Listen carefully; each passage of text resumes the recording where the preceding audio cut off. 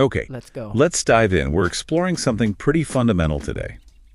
What does might actually mean for a nation? Yeah, it's a big question. And we're using this really unique source material, a script about a parade. Right, not your typical policy paper. It gives these incredibly different, sometimes, well, clashing ideas about national strength. Exactly. So our mission here is to sort of unpack those ideas, pull out the surprising bits, and see what it might spark for you, thinking about power and resilience. And we're going to see this stark contrast, aren't we? The kind of power you immediately think of, and then some, well, really unexpected angles on what strength could be. And the source starts with that traditional view. You know, it paints this picture, very classic military thinking, might equals tanks, firepower. Overwhelming force. Yeah, overwhelming force. Projecting power so that, and this is a quote from the source, no one ever looks at us funny. Simple deterrence. That's the picture, right?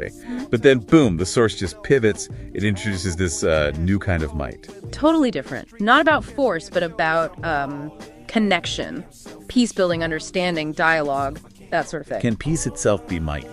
That seems to be the question raised. And the examples are great, really imaginative, like the Peacemakers Brigade. Oh yeah, the knitting needles? Giant knitting needles, not weapons. The idea, suggested by the source, is like conflict resolution through doing stuff together. Building something instead of tearing down. Yeah. Weaving connections, literally. It really makes you think, doesn't it? Maybe strength isn't dominating, but collaborating. Precisely. And then it gets even wilder with the culinary diplomacy unit. The giant oven. Baking sourdough bread right there in the parade. Yeah. The source calls it irresistible friendship as deterrence. I mean, think about it. How do you fight someone who just handed you, like, the perfect baguette? Or taught you their kombucha secrets? Right. It makes conflict seem absurd. It flips the script from taking territory to, well, sharing food. A nation's appeal, its generosity, could be its strength. It's a powerful challenge to the idea that might only comes from, threats. But the source doesn't just look outward. It digs inward, too. Yes.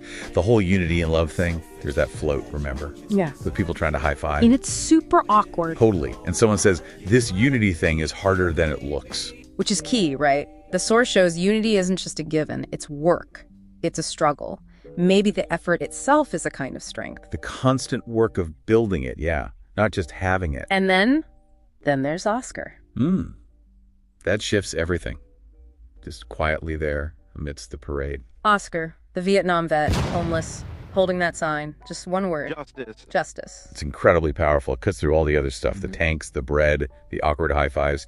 And it asks, what does might mean for how we treat our own people? Especially those who've served or, been left behind somehow. Yeah. Does prioritizing one kind of student might mean we neglect another? The source seems to suggest that real foundational strength has to include looking after everyone, their peace, their dignity. That's not separate from strength. It's part of it. So, okay, wrapping this up, this one script gave us so many angles on might.